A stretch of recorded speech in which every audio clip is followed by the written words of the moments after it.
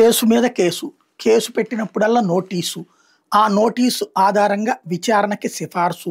ఆ విచారణలో భాగంగా సాక్షి కార్యాలయానికి వెళ్ళి గంటల కొద్దీ అక్కడ ఉన్నటువంటి జర్నలిస్టుల పట్ల అలుసుతో మాటలు ఇట్లాగా సాగిపోతున్నది ప్రస్తుతం ప్రభుత్వం వర్సెస్ సాక్షి అన్నటువంటిది.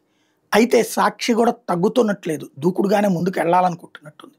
నిన్న ఏదైతే బస్సు ప్రమాదం, కర్నూలు బస్సు ప్రమాదానికి సంబంధించి మొలకల చెరువు దగ్గర ఒక ఏది దాన్ని ఏమంటారు బెల్ట్ షాప్లో తాగారు అంటూ బెల్ట్ షాప్కి సంబంధించిన ఫోటోను ఒకటి వేసింది సాక్షి. అబ్బెబ్బే లేదు, వాళ్ళిద్దరూ కూడా 7 గంటలకు ఒకసారి 8:15కు ఒకసారి వైన్ షాప్లో సోన్సో వైన్ షాప్లోకి వెళ్ళి దగ్గర కావాలంటే ఈ సీసీటీవీ ఫుటేజ్ చూడండి అని చెప్పి ఎక్సైజ్ శాఖ ఇట్లాంటి తప్పుడు ప్రచారాలు చేస్తారా, మీరు ఇంతే, మీ బతుకింతే అంటూ తెలుగుదేశం నాయకులు వరుసపెట్టి స్టేట్మెంట్లు, వాళ్ళ సోషల్ మీడియా అటాకు, వాళ్ళ అనుకూల పత్రికలు ఈనాడు జ్యోతి అటాక్, ఇదంతా నడిచింది. అయితే సాక్షి కూడా తెగించినట్టుంది.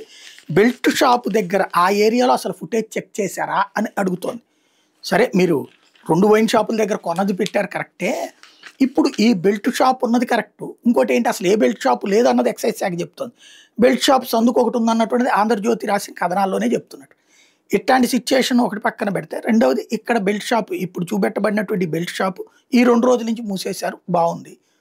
ఇన్ని రోజులు ఉందా లేదా, అసలు ఆ ఏరియాలో సీసీటీవీ ఫుటేజ్, బెల్ట్ షాప్ దగ్గర ఎవడు సీసీటీవీ ఫుటేజ్ పెట్టారు, కానీ ఆ ఏరియాలో ఉన్న సీసీటీవీ ఫుటేజ్ చూస్తే వీడు ఉన్నాడా లేదా అన్నది తెలుస్తుంది. అది ఎవరన్నా ఎంక్వైరీ చేశారా అని అడుగుతోంది.